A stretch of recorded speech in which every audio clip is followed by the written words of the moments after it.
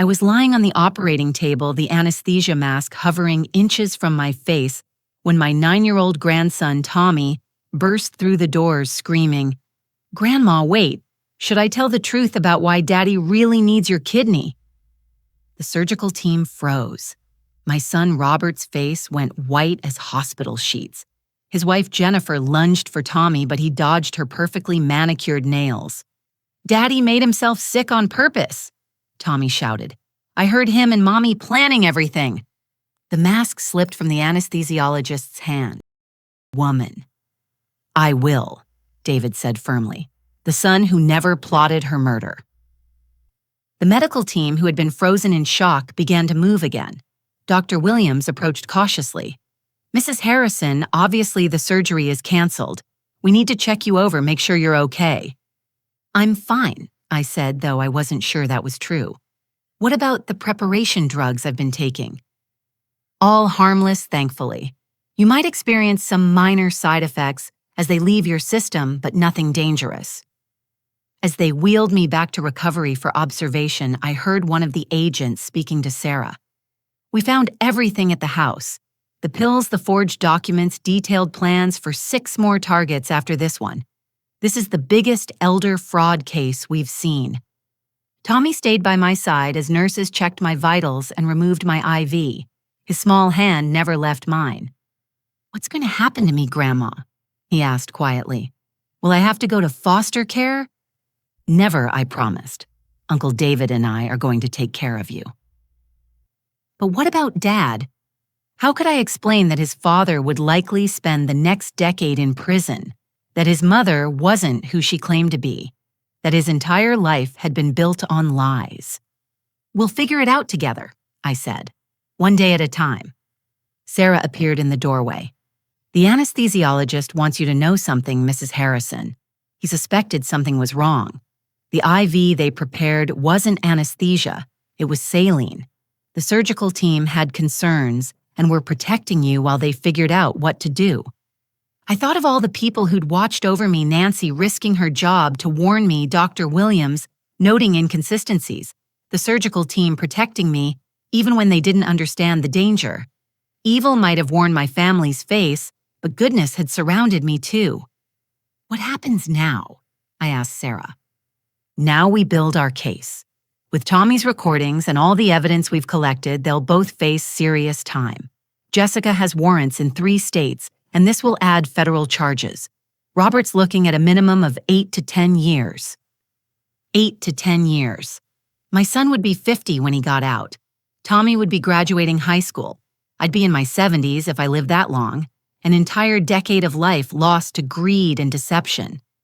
But as I looked at Tommy, his face finally peaceful without the fog of medication, and David standing protectively nearby, I realized something. I hadn't lost my family today. I'd saved what remained of it. The heart I'd been prepared to share with my son was still beating strong in my chest, and maybe, just maybe, that was exactly where it belonged. 6 months later, I stood in a Seattle courtroom, my testimony nearly complete.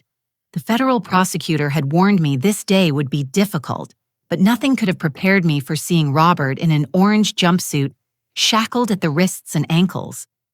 "Mrs. Harrison," the prosecutor continued, "can you identify the woman who conspired with your son to defraud you?"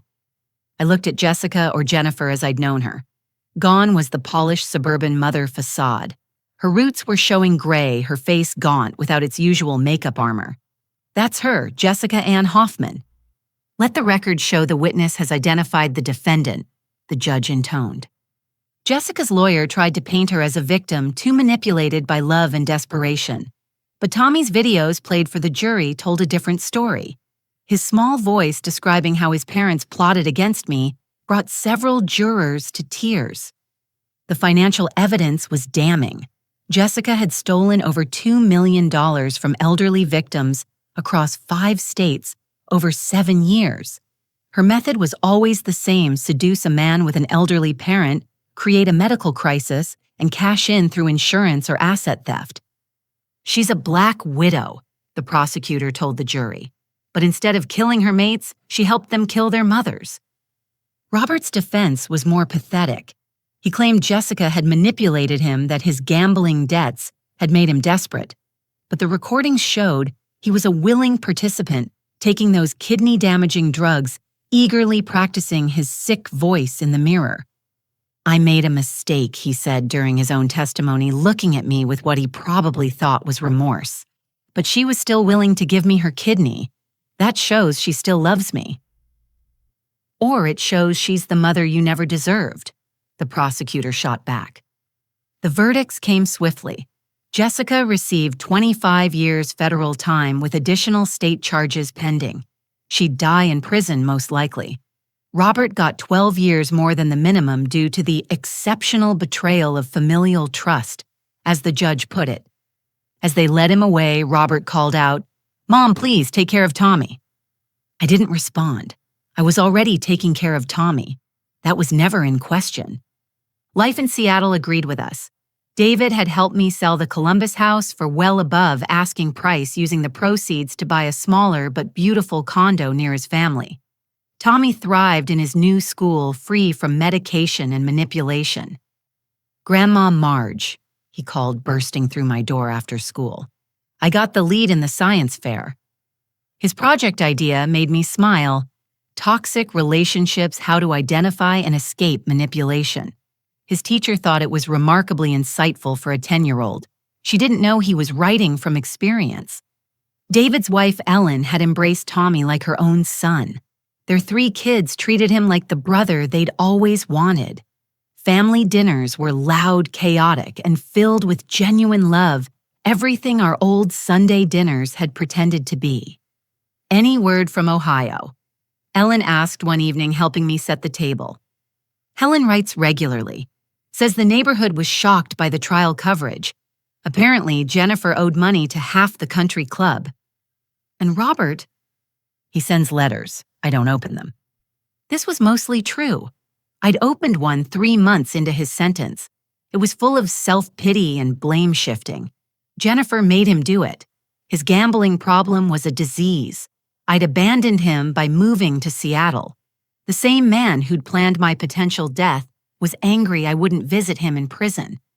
I threw it away and never opened another.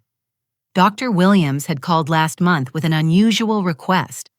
"Marjorie, would you consider speaking to our transplant families? Your story could help others recognize the warning signs of medical fraud." Which is how I found myself standing before a room of potential donors and recipients, sharing my story. The faces looking back at me showed shock, sympathy, and most importantly, awareness. "Trust your instincts," I told them. "If something feels wrong, investigate. Love doesn't require blind faith, and remember, saying no doesn't make you a bad parent, spouse, or sibling. It might just save your life." After one such talk, a woman approached me privately. Her daughter had been pressuring her to donate a kidney, claiming a sudden illness. Something about my story had rung alarm bells. "Get independent medical verification," I advised. "And if they resist, that's your answer." She called me a week later.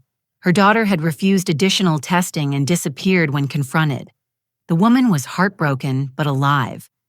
Tommy had started therapy with a real psychologist, Dr. Miranda Walsh, who specialized in children traumatized by family crimes. Slowly, he was processing what had happened. "Dr. Walsh says I'm very brave," he told me one evening, curled up on my couch with hot chocolate. "But I don't feel brave. I feel sad sometimes." "Being brave doesn't mean you don't feel sad," I said, pulling him close. "It means you do the right thing even when you're scared. Like when I told everyone about Mom and Dad." Exactly like that. "Grandma, do you think Dad ever really loved us?" It was the question I'd asked myself 1,000 times. I think he loved us in his own broken way, but sometimes people let greed and fear poison their love until it becomes something else entirely. "I won't let that happen to me," he said firmly. "I'm going to be like you and Uncle David."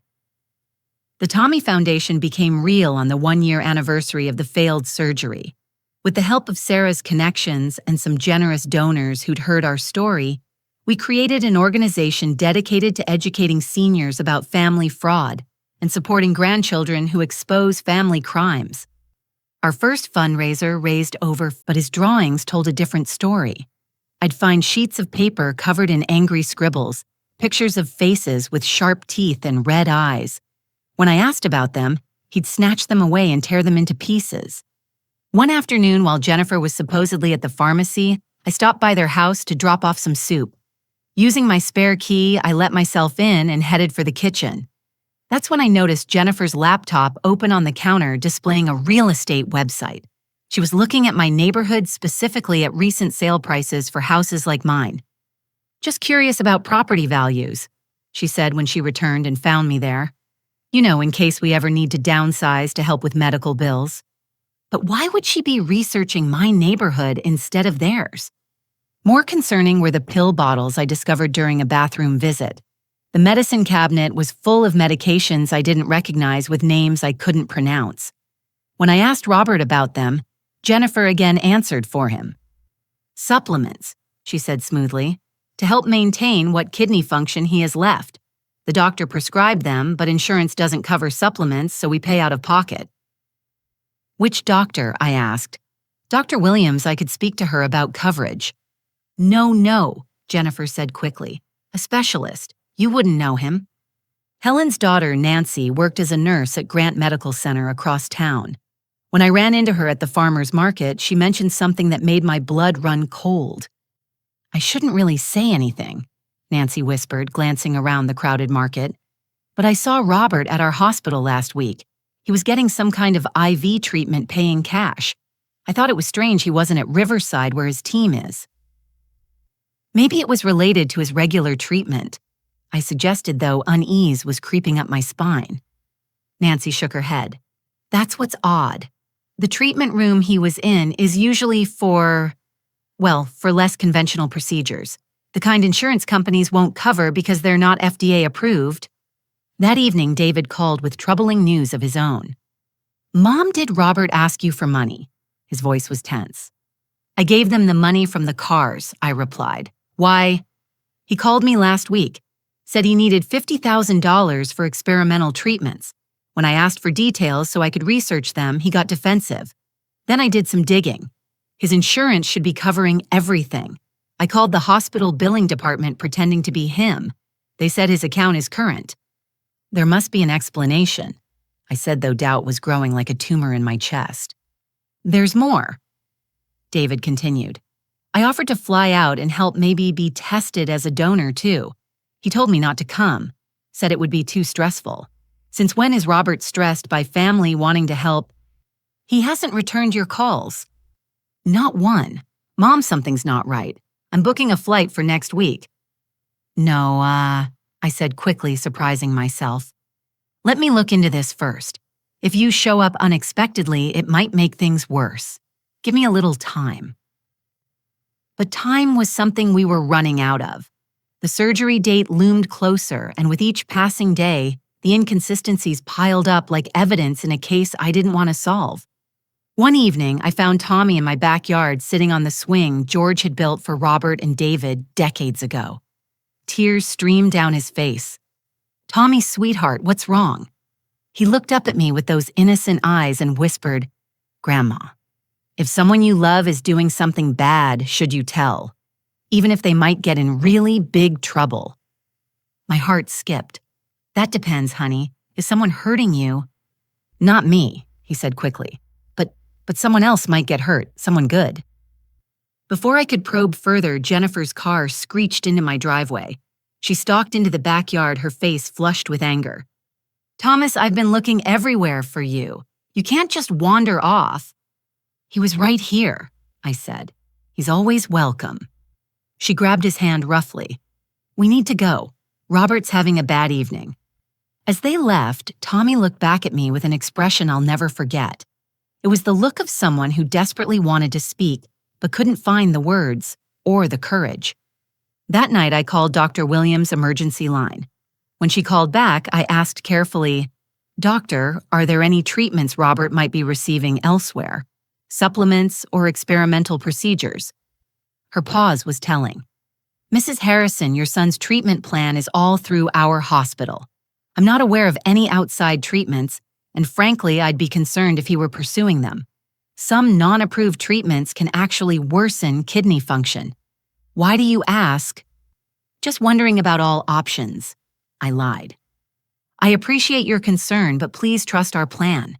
And Mrs. Harrison, if Robert is considering alternative treatments, please have him call me immediately. As I hung up the seed of doubt that had been planted weeks ago, was now a full-grown tree of suspicion. But what kind of mother suspects her own son of what I couldn't even finish the thought? 4 months until surgery. The countdown continued, but now it felt less like a march towards salvation and more like a ticking time bomb. And I was beginning to fear I was the one who would explode. 1 month before the surgery, Jennifer arrived at my door with a briefcase and a practiced smile. The morning sun cast long shadows across my living room as she spread documents across my coffee table with the efficiency of someone who'd rehearsed this moment. "Marjorie, we need to talk about your will," she announced, pulling out a fresh legal pad. "Given the surgery coming up, it's only responsible to ensure everything is in order." I set down my tea carefully. My will is already in order. Frank Morrison has handled my legal affairs for 30 years. Of course, but circumstances change. She leaned forward, her voice taking on that concerned tone I'd heard her use with telephone salespeople. Robert is facing a life-threatening condition. David lives thousands of miles away. It only makes sense to update things to reflect current realities. What exactly are you suggesting? Her smile never wavered. Simply that Robert should be the sole beneficiary. After all, David chose to abandon the family by moving to Seattle. He hasn't even come to visit during this crisis. Robert has been here caring for you, making sure you're not alone. The lies came so smoothly, I almost admired the performance. David had offered to visit multiple times, and Robert had discouraged him each time. As for caring for me, I'd seen Robert exactly twice in the past month, and both times he'd spent most of the visit lying on my couch while Jennifer rifled through my mail. "I'll think about it," I said, though I had no intention of changing anything. "I've taken the liberty of drafting some basic changes." She produced a document from her briefcase. "We could have this notarized today." I said I'll think about it. Her jaw tightened almost imperceptibly. Of course, but Marjorie time isn't on our side. These things should be handled before you're recovering from major surgery. That afternoon, I called Frank Morrison. We'd known each other since our kids played Little League together, and he didn't mince words. "Marge, in 40 years of practice, I've seen every family drama imaginable. Someone pushing this hard for will changes raises red flags bigger than the ones at the state fair. Don't sign anything without me reviewing it first." His warning echoed in my mind as I watched Tommy that evening. Jennifer had dropped him off again, claiming another emergency with Robert. The boy barely touched his dinner, pushing macaroni around his plate in listless circles. "Not hungry, sweetheart." He shook his head, then suddenly blurted, "Grandma, do you ever have bad dreams about people you love?" "Sometimes. Is someone in your dreams scaring you?" "Not in dreams," he whispered, "when I'm awake." Before I could respond, he jumped up from the table and ran to the bathroom. I heard him getting sick the 3rd time this week. When Jennifer picked him up, I mentioned his symptoms. "He's just anxious about his father," she dismissed. "Actually, I found him a wonderful therapist. Dr. Reynolds specializes in children dealing with sick parents." The next week, Tommy seemed different. Calmer, but unnaturally so. His eyes had a glassy quality, and he moved like he was walking through water. "New medication," Jennifer explained when I expressed concern. "To help with his anxiety. Dr. Reynolds says it's perfectly safe." But nothing about Tommy's behavior seemed safe or normal. One afternoon, while Jennifer was at another one of her mysterious errands, Tommy sat beside me on the porch swing, fighting to keep his eyes open. "So tired, Grandma," he mumbled. "Medicine makes everything fuzzy." "What kind of medicine are you taking, sweetheart?" "Little white pills. Mommy says they'll stop me from saying wrong things." His head drooped against my shoulder. "Daddy's not really sick like he says." My blood chilled. "What do you mean?" But he was already asleep, his small body heavy with whatever they were giving him. I held him close, rage building in my chest. What kind of parents medicated a child to keep him quiet? That evening, I did something I'd never done before. I searched Jennifer's purse while she was in the bathroom. Along with the usual contents, I found a prescription bottle with Tommy's name. The dosage seemed high for a 9-year-old, but I wasn't a doctor. What caught my attention was the prescribing physician, Dr. Reynolds, had an address in a strip mall, not a medical building. I also found a folded paper with website URLs and dollar amounts. One site was called Medical Odds, and the figure next to it was $75,000. Another read, Life After Donation, with a question mark and $150,000. Looking for something, I jumped. Jennifer stood in the doorway, her expression unreadable. Tommy's medication, I said, refusing to be cowed. I wanted to research the side effects. She crossed the room and plucked her purse from my hands. How dare you go through my personal belongings? How dare you over-medicate my grandson? We stood facing each other, the masks finally slipping. For just a moment, I saw something cold and calculating in her eyes before the concerned daughter-in-law facade snapped back into place. You're obviously stressed about the surgery, she said smoothly. It's natural to be paranoid. Perhaps you should talk to someone too. Dr. Reynolds is excellent with elderly anxiety. I'm not elderly and I'm not anxious. I'm concerned about my grandson's welfare. She gathered Tommy, who was still groggy, and headed for the door. We'll discuss this when you're calmer. And Marjorie, stay out of my belongings.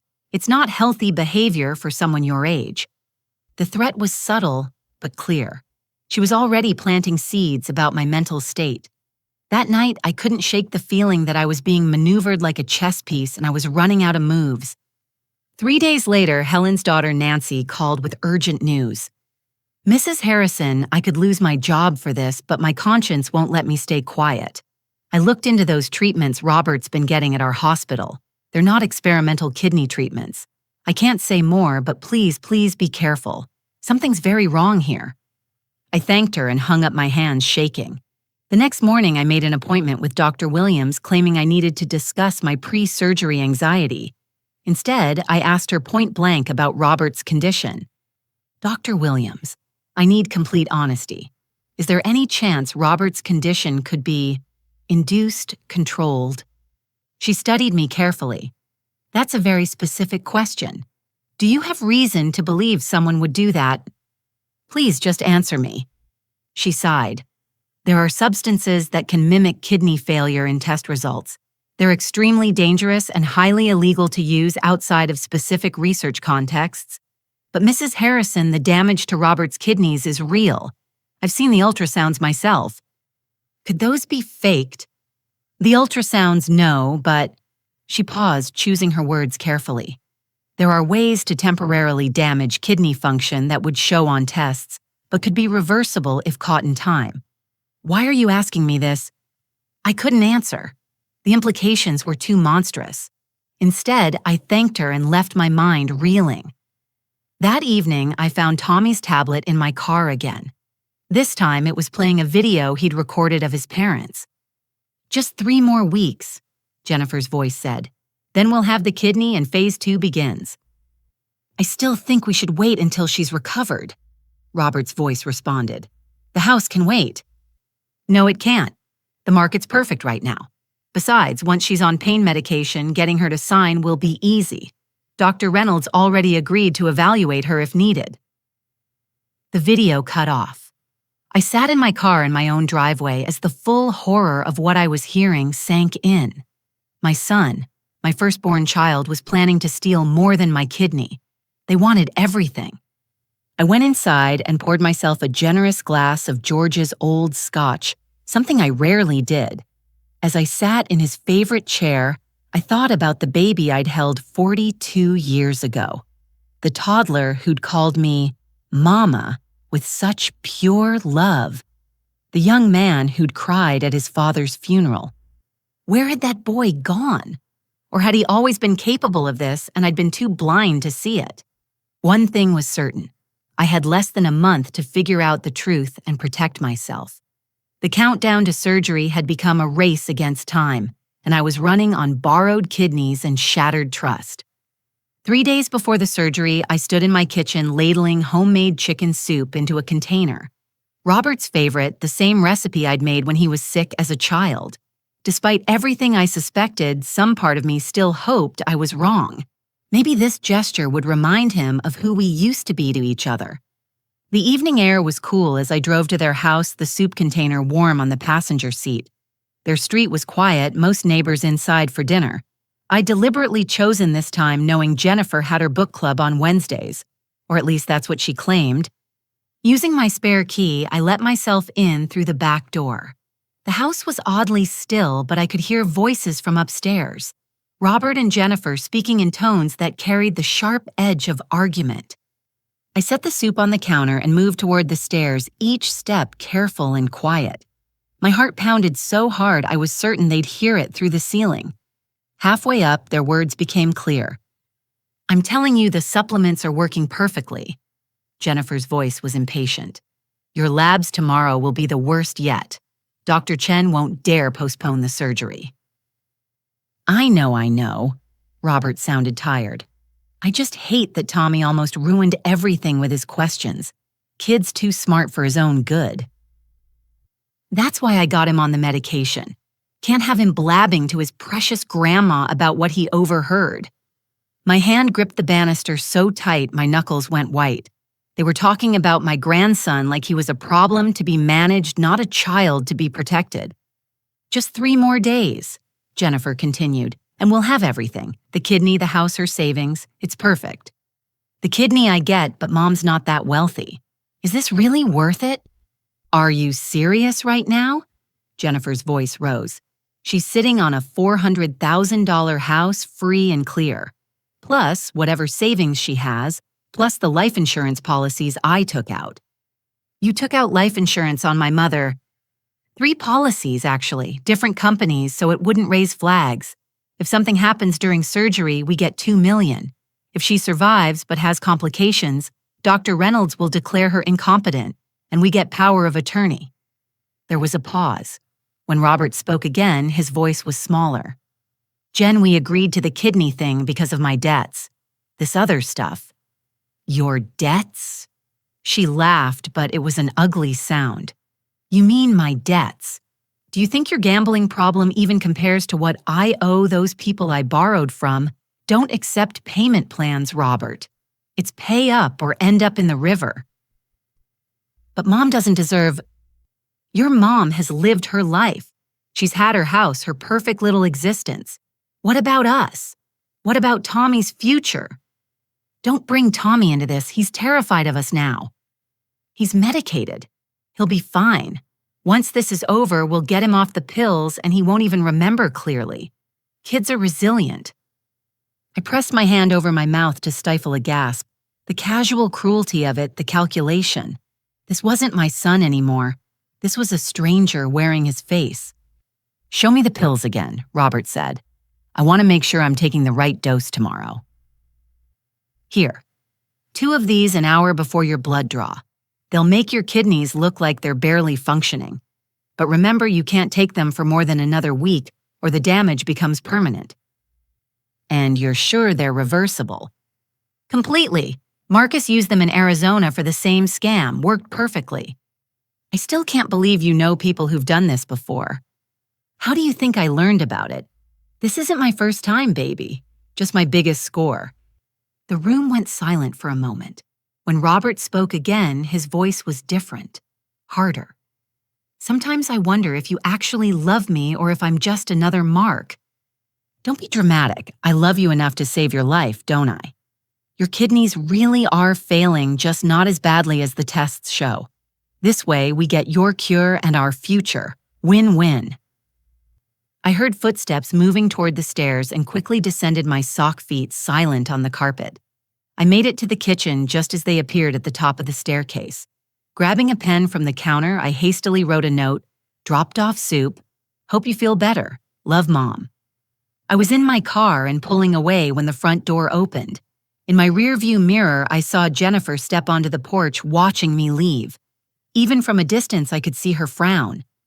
My hands shook so badly I had to pull over 3 blocks away. The conversation replayed in my mind, each word another nail in the coffin of my relationship with my son. But it was what happened next that truly opened my eyes. I'd parked near a small playground trying to compose myself when I noticed Tommy's school backpack in my back seat. He'd left it again. As I reached for it, planning to drop it off tomorrow instead, his tablet fell out, landing screen up on the floor. The screen lit up, showing multiple video files. The most recent was from today, timestamp showing 3:47 p.m. My finger hovered over it, then pressed play. Tommy's face filled the screen, his eyes red from crying. "If something bad happens to me, I want people to know the truth," his small voice said. "Mommy and Daddy are doing bad things to Grandma. I heard them talking lots of times. I'm scared they're gonna hurt her." The video shifted as he propped the tablet up, showing his bedroom.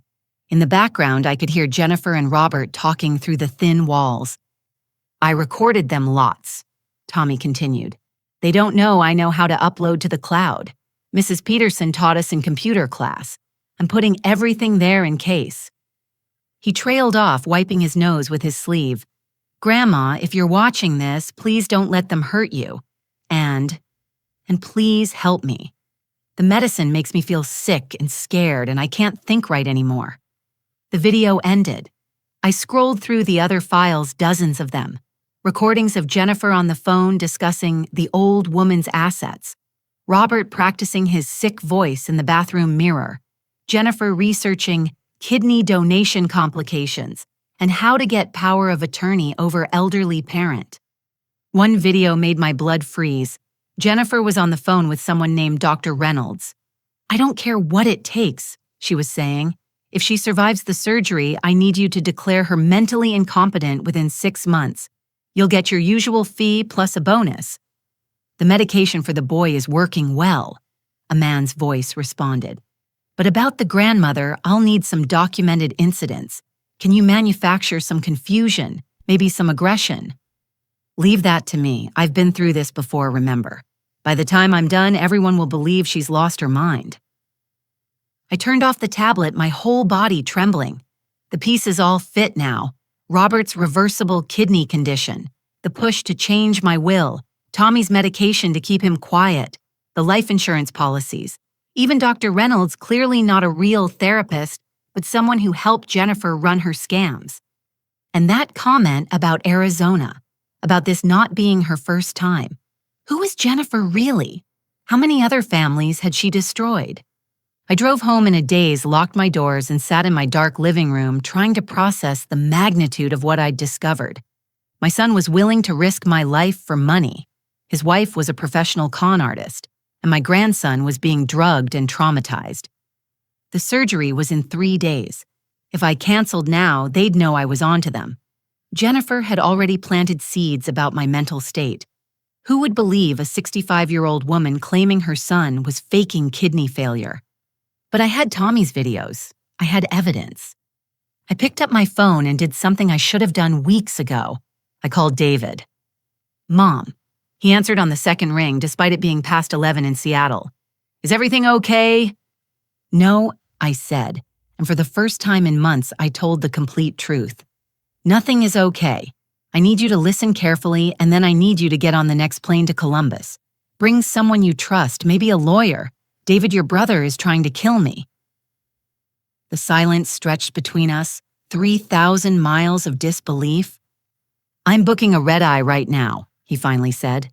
"Mom, do you have somewhere safe to stay tonight?" "I'm home. They don't know I know." "Lock everything. Don't answer the door for anyone. I'll be there by morning." After we hung up, I sat in George's chair, clutching Tommy's tablet like a lifeline. 3 days until surgery. But now I knew the truth, and the countdown had shifted. This wasn't about saving Robert anymore. This was about saving myself and Tommy from the monsters wearing my family's faces. The morning after discovering the truth, I stood in my bathroom mirror practicing normalcy. Every expression had to be perfect, every reaction measured. Jennifer was a professional con artist, and she'd be watching for any sign I knew their secret. "Good morning, honey." I said to my reflection, forcing a grandmother's warm smile. Ready for your surgery prep. The doorbell rang at 7 sharp. David had made it from Seattle in record time. But seeing him standing on my porch with a woman in a navy suit, I realized the magnitude of what was about to unfold. "Mom, this is Sarah Winters," David said, pulling me into a tight hug. "She's a federal prosecutor and an old friend from college. I thought we might need someone with her expertise." Sarah shook my hand firmly. "Mrs. Harrison David filled me in during the flight. What you're describing sounds like interstate fraud, possibly attempted murder. We need to move carefully but quickly." We sat at my kitchen table, Tommy's tablet between us like evidence at a crime scene. Sarah took notes as she watched each video, her expression growing darker with every revelation. "This is extensive documentation," she said finally, "but we need more. The pills Robert is taking, financial records, the life insurance policies. Without physical evidence, it's still your word against theirs." "I can get into their house," I said. "I have a key." "Absolutely not," Sarah cut in. "That's too dangerous. If Jennifer really has done this before, she knows how to cover her tracks. One wrong move and evidence disappears." David leaned forward. "What about the hospital? Mom said Robert's been getting treatments at Grant Medical. If we could get those records—" "I know someone there," I admitted, thinking of Nancy. "But she could lose her job." "We'll protect our sources," Sarah assured me. "But first we need to document everything. Mrs. Harrison, I want you to continue acting normally. Go to your appointments, respond to their calls. Can you do that?" "I've been pretending everything's fine for months," I said. "What's a few more days?" But those days were torture. Every interaction with Robert and Jennifer became a performance. When Jennifer called to confirm my pre-surgery appointment, I had to sound grateful and naive. "Of course I'll be there." I chirped into the phone while Sarah recorded the call. "I can't wait to help Robert get better." "You're such a wonderful mother," Jennifer purred back. "Robert's so lucky to have you. Oh, and Marjorie, I've arranged for Dr. Reynolds to stop by tomorrow, just to check how you're handling the stress." The trap was being set. Sarah immediately got on the phone with her contacts while David worked on securing evidence. He discovered Jennifer had taken out 3 life insurance policies on me, each with a different company, all purchased in the last 4 months. The beneficiary on all 3, Jennifer, not Robert. That evening, we got our first major break. Nancy called, speaking in hushed tones. "I pulled the records on those treatments," she whispered. "The drug Robert's been receiving is called nephrotoxin X. It's used in very specific research settings to simulate kidney failure. In the doses he's taking, it causes temporary but dramatic changes in kidney function tests." "Temporary?" I asked.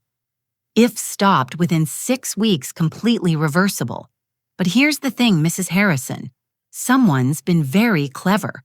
The payments are all cash filed under a false name. But I recognize the signature on the consent forms. It's Jennifer's handwriting." Sarah's team worked through the night. By morning, they'd uncovered Jennifer's real identity, Jessica Ann Hoffman, wanted in 3 states for elder fraud, identity theft, and conspiracy to commit murder. The woman in Arizona whose mother-in-law had died. That was her previous identity. She disappeared with $400,000 in life insurance money. "This is her pattern," Sarah explained, spreading out documents on my dining table.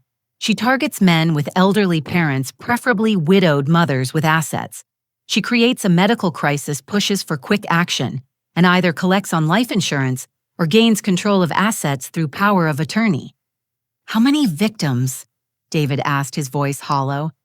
"That we know of 4 families, but we suspect more." I thought of Tommy then, innocent Tommy caught in this web of evil. "We have to get my grandson out of there." "Working on it," Sarah said. "But we need them to incriminate themselves further. The surgery is in 2 days. Are you willing to go through with the prep right up until the last moment?" The thought terrified me, but Tommy's tear-stained face from the video strengthened my resolve. "Yes, but I want protection." "You'll have it. We'll have agents in the hospital posing as staff. The moment we have enough, we move." The next day, Dr. Reynolds arrived for his evaluation. He was a thin man with cold eyes and a practiced smile that never quite reached them. David and Sarah were hidden in my bedroom recording everything. "Mrs. Harrison," he said, settling into George's chair without invitation. "Jennifer's concerned about your mental state. She mentioned you've been going through her belongings, making unfounded accusations." "I was worried about Tommy," I replied carefully. "Ah, yes, paranoia about grandchildren is common in pre-surgery anxiety, especially in women your age. Tell me, have you been experiencing confusion, memory lapses?" "No more than usual for someone 65. He made a note. "What about aggression mood swings? Jennifer mentioned you've been quite hostile." I wanted to throw him out of my house, but instead I played the part. "I suppose I have been a bit anxious. This surgery is a big deal." "Indeed, and afterward the recovery can be quite challenging. Sometimes patients experience significant cognitive decline. It would be wise to have plans in place, perhaps giving Robert power of attorney temporarily." "I'll consider it," I said, watching him make more notes in what I was certain was a predetermined report. After he left, Sarah emerged from the bedroom, fury written on her face. "He's not even a licensed therapist. His credentials are forged. We've got him." That evening, I made my final preparations. David had arranged for a private investigator to extract more evidence from the house, while Jennifer and Robert were at the hospital for his treatment. What they found turned my stomach. Hidden in their garage was a storage box filled with documents, my Social Security card, bank statements, even a deed transfer form with my signature forged. Jennifer had been practicing my handwriting for months. But the worst discovery was a vial of medication with my name on it prescribed by Dr. Reynolds. The PI photographed the label and sent it to Sarah. Within an hour, she called back with devastating news. "It's a powerful sedative mixed with a hallucinogenic," she said. "In the right doses, it would make you appear completely demented. I'm guessing they plan to start administering it during your recovery." The final piece of the puzzle fell into place when Tommy called my cell phone, whispering frantically. "Grandma Mommy doesn't know I took her phone. I heard them talking. After your surgery tomorrow, they're sending me away to some special school. I don't want to go, Grandma. Please help me." "Where are they now, sweetheart?" "Daddy's getting his treatment. Mommy's in the waiting room. Grandma, I'm scared." "Listen carefully, Tommy. Tomorrow at the hospital, I need you to be brave one more time. Can you do that for me?" "Yes, Grandma." "When you see me before the surgery, I'll wink at you. That means everything's going to be okay. And if you feel like you need to tell the truth about something, you tell it loud and clear. Understand?" "Yes, Grandma, I love you." "I love you too, sweetheart." As I hung up, David put his arm around me.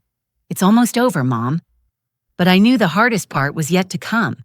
Tomorrow, I would lie on an operating table surrounded by people who wanted me dead or incapacitated. The poker face I'd perfected would face its ultimate test. Sarah's team was in position. The evidence was documented. The trap was set. Now all that remained was the spring. The morning of the surgery arrived with a bitter cold snap that seemed fitting for the day ahead. I dressed carefully in the clothes the hospital had specified my hands steady, despite the storm raging inside me. David stayed close, his presence a comfort as we prepared for what would either be the greatest performance of my life or my last day on Earth. "Sarah's team is already at the hospital," he whispered as we loaded into his rental car. 12 agents, all in various positions. "You're not alone, Mom." But I felt alone. The weight of deception of knowing my own son wanted me dead or damaged pressed on my chest, heavier than any surgical procedure could. We arrived at Riverside Methodist at 6 in the morning. The surgical wing was already bustling with activity. Jennifer and Robert were waiting in the reception area, playing the part of the concerned family perfectly. Jennifer rose when she saw us, her face a mask of surprise and poorly concealed panic. "David, we didn't expect you." "Wouldn't miss supporting my mother," David said evenly. "Family should stick together during times like these." Robert struggled to his feet, maintaining his charade of illness. But knowing what I knew, I could see the performance now. The way he clutched his side just a second too late, the grimace that didn't reach his eyes. "Mom," he said, reaching for my hand, "I can't thank you enough." I squeezed his fingers, remembering the baby who'd wrapped his tiny fist around mine 42 years ago. "Anything for my son." Tommy sat in the corner, his eyes glassy from medication, but alert enough to register my presence. When our eyes met, I winked as promised. His whole body seemed to relax. "Mrs. Harrison." A nurse appeared with a wheelchair. "We need to get you to pre-op." As they wheeled me away, I heard Jennifer hiss at David. "This is family business. You shouldn't be here." "Funny," David replied. "I was thinking the same about you." The pre-op area was a maze of curtained cubicles and monitoring equipment. They started an IV, checked my vitals, had me sign more consent forms. All the while, I searched for signs of Sarah's team, but saw only normal hospital staff. Dr. Williams appeared looking troubled.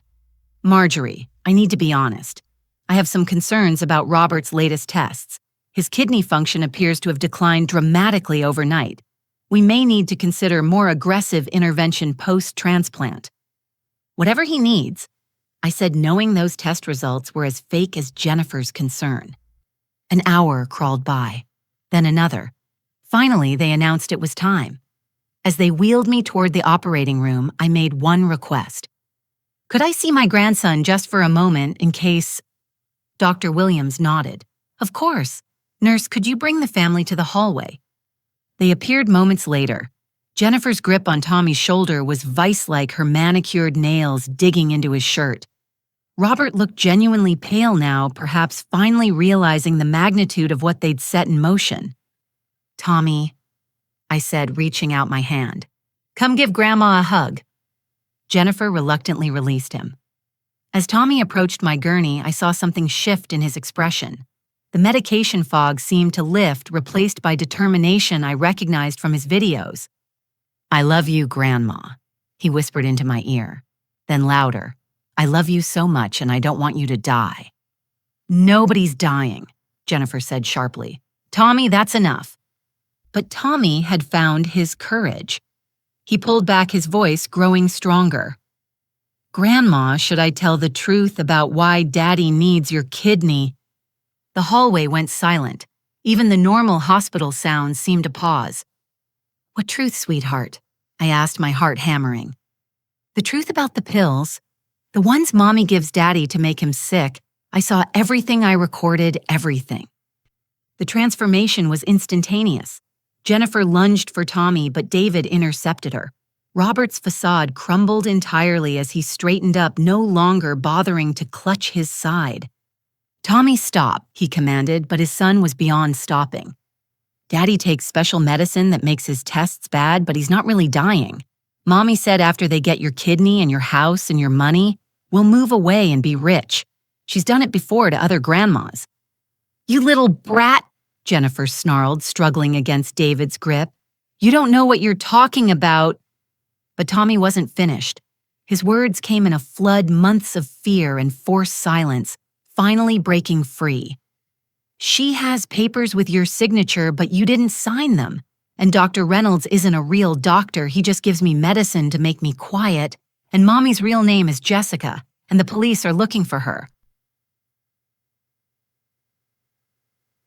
That's when the chaos erupted. What I'd thought were ordinary hospital staff began moving with purpose. "FBI, nobody move." Sarah appeared from behind a supply cart, her badge held high. "Jessica Ann Hoffman, you're under arrest for interstate fraud conspiracy to commit murder and identity theft." Jennifer or Jessica tried to run but found her path blocked by agents. She spun toward Robert. "Say something. Tell them this is a mistake." Robert stood frozen as agents approached him too. Mom, Robert Harrison, you're under arrest for conspiracy to commit fraud and attempted murder." As they cuffed my son, our eyes met. I searched for remorse for the boy I'd raised, but found only a stranger's calculating gaze. "It wasn't supposed to go this far," he said. "Just the kidney. You were supposed to recover fine." With dementia medication in my system, my voice broke. With forged documents stealing my home, that was all Jennifer. Jessica. I didn't know about most of it. You knew enough. Dr. Williams had been watching in shock. Now she stepped forward. Are you saying Robert's kidney failure was induced? Completely fake, Sarah confirmed. We tested his blood this morning without his knowledge. No signs of kidney disease whatsoever. Tommy had attached himself to my gurney, tears streaming down his face. I'm sorry, Grandma. I wanted to tell you sooner, but I was so scared. You were so brave, I assured him, stroking his hair. The bravest boy I know. As they led Robert and Jessica away, Jessica turned back with pure venom in her eyes. You think you've won. You've just destroyed your own family. Who's going to take care of you now, old woman? I will, David said firmly, the son who never plotted her murder. The medical team, who had been frozen in shock, began to move again. Dr. Williams approached cautiously. Mrs. Harrison, obviously the surgery is canceled. We need to check you over, make sure you're okay. I'm fine, I said, though I wasn't sure that was true. What about the preparation drugs I've been taking? All harmless, thankfully. You might experience some minor side effects as they leave your system, but nothing dangerous. As they wheeled me back to recovery for observation, I heard one of the agents speaking to Sarah. We found everything at the house. The pills, the forged documents, detailed plans for 6 more targets after this one. This is the biggest elder fraud case we've seen. Tommy stayed by my side as nurses checked my vitals and removed my IV. His small hand never left mine. What's going to happen to me, Grandma? He asked quietly. Will I have to go to foster care? Never, I promised. Uncle David and I are going to take care of you. But what about Dad?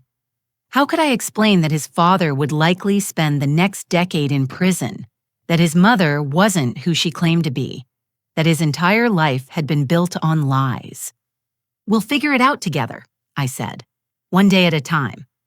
Sarah appeared in the doorway.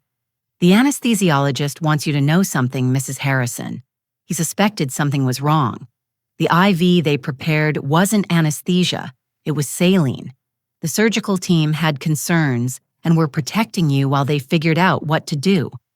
I thought of all the people who'd watched over me, Nancy risking her job to warn me, Dr. Williams noting inconsistencies, the surgical team protecting me even when they didn't understand the danger. Evil might have worn my family's face, but goodness had surrounded me too. What happens now? I asked Sarah. Now we build our case. With Tommy's recordings and all the evidence we've collected, they'll both face serious time. Jessica has warrants in 3 states, and this will add federal charges. Robert's looking at a minimum of 8 to 10 years. 8 to 10 years. My son would be 50 when he got out. Tommy would be graduating high school. I'd be in my 70s if I lived that long. An entire decade of life lost to greed and deception. But as I looked at Tommy, his face finally peaceful without the fog of medication, and David standing protectively nearby, I realized something. I hadn't lost my family today. I'd saved what remained of it. The heart I'd been prepared to share with my son was still beating strong in my chest, and maybe, just maybe, that was exactly where it belonged. 6 months later, I stood in a Seattle courtroom, my testimony nearly complete. The federal prosecutor had warned me this day would be difficult, but nothing could have prepared me for seeing Robert in an orange jumpsuit, shackled at the wrists and ankles. Mrs. Harrison, the prosecutor, continued, "Can you identify the woman who conspired with your son to defraud you?" I looked at Jessica, or Jennifer as I'd known her. Gone was the polished suburban mother facade. Her roots were showing gray, her face gaunt without its usual makeup armor. That's her, Jessica Ann Hoffman. Let the record show the witness has identified the defendant, the judge intoned. Jessica's lawyer tried to paint her as a victim too manipulated by love and desperation. But Tommy's videos played for the jury told a different story. His small voice describing how his parents plotted against me brought several jurors to tears. The financial evidence was damning. Jessica had stolen over $2 million from elderly victims across 5 states over 7 years. Her method was always the same: seduce a man with an elderly parent, create a medical crisis, and cash in through insurance or asset theft. She's a black widow, the prosecutor told the jury. But instead of killing her mates, she helped them kill their mothers. Robert's defense was more pathetic. He claimed Jessica had manipulated him, that his gambling debts had made him desperate. But the recordings showed he was a willing participant, taking those kidney-damaging drugs, eagerly practicing his sick voice in the mirror. "I made a mistake," he said during his own testimony, looking at me with what he probably thought was remorse. "But she was still willing to give me her kidney. That shows she still loves me." "Or it shows she's the mother you never deserved," the prosecutor shot back. The verdicts came swiftly. Jessica received 25 years federal time with additional state charges pending. She'd die in prison, most likely. Robert got 12 years more than the minimum due to the exceptional betrayal of familial trust, as the judge put it. As they led him away, Robert called out, "Mom, please take care of Tommy." I didn't respond. I was already taking care of Tommy. That was never in question. Life in Seattle agreed with us. David had helped me sell the Columbus house for well above asking price, using the proceeds to buy a smaller but beautiful condo near his family. Tommy thrived in his new school, free from medication and manipulation. "Grandma Marge," he called, bursting through my door after school. "I got the lead in the science fair." His project idea made me smile. Toxic relationships: how to identify and escape manipulation. His teacher thought it was remarkably insightful for a 10-year-old. She didn't know he was writing from experience. David's wife, Ellen, had embraced Tommy like her own son. Their 3 kids treated him like the brother they'd always wanted. Family dinners were loud, chaotic, and filled with genuine love, everything our old Sunday dinners had pretended to be. "Any word from Ohio?" Ellen asked one evening, helping me set the table. Helen writes regularly. Says the neighborhood was shocked by the trial coverage. Apparently, Jennifer owed money to half the country club. And Robert, he sends letters. I don't open them. This was mostly true. I'd opened one 3 months into his sentence. It was full of self-pity and blame-shifting. Jennifer made him do it. His gambling problem was a disease. I'd abandoned him by moving to Seattle. The same man who'd planned my potential death was angry I wouldn't visit him in prison. I threw it away and never opened another. Dr. Williams had called last month with an unusual request. "Marjorie, would you consider speaking to our transplant families? Your story could help others recognize the warning signs of medical fraud." Which is how I found myself standing before a room of potential donors and recipients, sharing my story. The faces looking back at me showed shock, sympathy, and most importantly, awareness. "Trust your instincts," I told them. "If something feels wrong, investigate. Love doesn't require blind faith, and remember, saying no doesn't make you a bad parent, spouse, or sibling. It might just save your life." After one such talk, a woman approached me privately. Her daughter had been pressuring her to donate a kidney, claiming a sudden illness. Something about my story had rung alarm bells. "Get independent medical verification," I advised. "And if they resist, that's your answer." She called me a week later. Her daughter had refused additional testing and disappeared when confronted. The woman was heartbroken but alive. Tommy had started therapy with a real psychologist, Dr. Miranda Walsh, who specialized in children traumatized by family crimes. Slowly, he was processing what had happened. "Dr. Walsh says I'm very brave," he told me one evening, curled up on my couch with hot chocolate. "But I don't feel brave. I feel sad sometimes." "Being brave doesn't mean you don't feel sad," I said, pulling him close. "It means you do the right thing even when you're scared. Like when I told everyone about Mom and Dad." Exactly like that. "Grandma, do you think Dad ever really loved us?" It was the question I'd asked myself 1,000 times. I think he loved us in his own broken way, but sometimes people let greed and fear poison their love until it becomes something else entirely. "I won't let that happen to me," he said firmly. "I'm going to be like you and Uncle David." The Tommy Foundation became real on the 1-year anniversary of the failed surgery. With the help of Sarah's connections and some generous donors who'd heard our story, We created an organization dedicated to educating seniors about family fraud and supporting grandchildren who expose family crimes. Our first fundraiser raised over $50,000. Tommy spoke his voice clear and strong as he addressed a ballroom full of supporters. Kids know when something's wrong, he said, but sometimes we're scared to tell, or adults give us medicine to make us quiet. The Tommy Foundation makes sure kids have a safe place to speak up and adults who will listen. The applause was thunderous. Helen had flown in from Columbus for the event, bringing Nancy and half my old book club. "You look 10 years younger," Helen marveled. "Seattle agrees with you."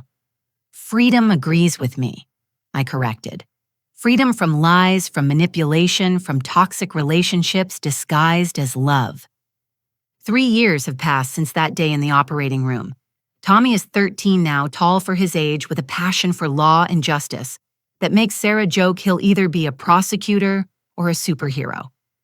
"Why not both?" he grins. He still has nightmares sometimes, still flinches when someone mentions kidney donation on TV, but he's healing, we're both healing, surrounded by the family we chose, rather than the one that chose to betray us. David and I have grown closer than ever. He works from home twice a week to help with Tommy, and our morning coffees on my balcony, overlooking Puget Sound, have become sacred. "Any regrets?" he asked one morning, watching the ferries cross the water. "About not giving Robert my kidney, never. About not seeing the truth sooner every day." "You saw it when it mattered. You saved yourself and Tommy." "We saved each other," I corrected. "Robert will be eligible for parole in 8 years. Jessica won't be out for 20 if ever. She's been linked to 2 more elderly deaths cases that were reopened after our trial. One victim's family sent me a letter thanking me for giving them closure. I've learned that gratitude comes from unexpected places. The nurse who couldn't keep silent, the prosecutor who took our case seriously, the surgical team who protected me with saline instead of anesthesia, the grandson brave enough to speak truth to power. My kidney remains safely in my body, functioning perfectly at 68 years old. Dr. Williams says I have the health of someone 10 years younger, probably because I'm no longer carrying the stress of a toxic relationship. "You know what the ironic part is?" I told her during my last checkup. "I would have given him anything, my kidney, my house, my last dollar. All he had to do was ask honestly." "But that's the difference between love and manipulation," she replied. "Love asks, manipulation takes." Tommy's latest school project is a video documentary about our story. He interviewed David, Sarah, even some of the FBI agents who arrested his parents. But the most powerful moment is when he interviews me. "Grandma, what would you tell other grandparents who might be in danger?" I looked directly at his camera, imagining all the elderly parents who might need to hear this. Your life has value beyond what you can give others. Your home, your savings, your organs, they belong to you. Love doesn't demand sacrifice. It honors boundaries. And if someone you love is pushing you toward danger, that's not love anymore. That's exploitation wearing a familiar face. The video won first place at the state level. Tommy dedicated it to all the grandmas who were too scared to say no. Last week, a letter arrived that I actually opened. Not from Robert, but from a woman named Patricia, whose mother had seen Tommy's video online. Because of our story, she'd questioned her son's sudden kidney failure, discovered he was faking, and avoided losing both her kidney and her life savings. "You and Tommy saved my life," she wrote. "Thank you for being brave enough to share your truth." I keep that letter in my kitchen where George's picture used to sit alone. Now it's surrounded by photos of my real family, David and Ellen, their kids, Tommy at his science fair, all of us at the Tommy Foundation Gala. The wall that once held Robert's childhood photos now displays Tommy's achievements honor roll certificates, his documentary award, a photo of him with Sarah at her swearing in as district attorney. She credits our case with inspiring her career shift. "You showed me that justice isn't just about punishment," she told us. "It's about protecting the vulnerable and giving voice to the silenced." Tommy wants to be a lawyer now, specifically one who protects children and the elderly. His algebra teacher says he argues cases like someone twice his age, always backed by evidence and logic. Wonder where he learned that David jokes. But we all know he learned it from surviving, from watching his world crumble and choosing truth over family loyalty, from being brave enough to save a grandmother who thought she was saving a son. As I write this, Tommy is at debate practice arguing about medical ethics. David's family is coming for dinner. Helen is visiting next week. Life is full rich with chosen family and purposeful work. My kidney beats steady in my chest, pumping blood through a body that almost became a sacrifice to greed. Every heartbeat is a reminder I chose life. I chose truth. I chose the grandson who chose me. Robert's childhood room is now my office where I write articles about elder fraud, correspond with other survivors, and manage the foundation that bears my grandson's name. Sometimes I pause at the window, remembering the boy who used to dream in this space. That boy is gone, replaced by a stranger in a prison cell.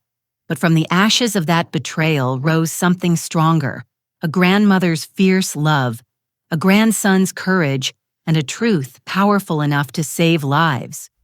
The sun sets over Puget Sound, painting the sky in shades of hope. Downstairs, I hear Tommy's key in the lock home from practice. David's texting about dinner plans. Ellen's sending funny videos to our group chat. This is my family, not perfect but honest, not wealthy but rich in all the ways that matter. And my kidney. It remains exactly where it belongs, in the body of a woman who learned that the greatest gift you can give your grandchildren isn't blind sacrifice. It's showing them that sometimes the most loving thing you can say is no. Grandma, Tommy calls up the stairs. I won the debate. The topic was informed consent and organ donation. I crushed it. I smile, closing my laptop. Of course you did, sweetheart. You learned from the best. And we did learn, both of us. We learned that family isn't about blood or obligation. It's about choosing each other every single day with eyes wide open and hearts protected by wisdom. That's the real transplant that saved us, not a kidney, but the truth. And unlike organs, truth can be donated, infinitely saving lives we'll never even know about. As for what the future holds, Tommy will graduate high school in 5 years. I'll be there front row crying proud tears. David's planning to retire early to help run the foundation full-time. Sarah's working on legislation to make medical fraud easier to prosecute. And somewhere in a federal prison, a stranger who shares my DNA is learning what happens when you mistake a mother's love for weakness. I hope he uses those years to find whatever humanity he traded for 30 pieces of silver disguised as a kidney. But that's his journey, now not mine. Mine is here in this sunset-painted room, surrounded by the family that chose love over greed, truth over deception, courage over silence. My kidney and I were going to live a long, long time. Together, whole, free. Would you choose your life over family pressure? Have you ever discovered a loved one wasn't who you thought they were? Share your thoughts in the comments below. If this story resonated with you, please give it a thumbs up and subscribe to hear more stories of courage and survival. Share this with someone who needs to hear that saying no is sometimes the most loving thing you can do. Thank you for joining me on this journey from betrayal to triumph.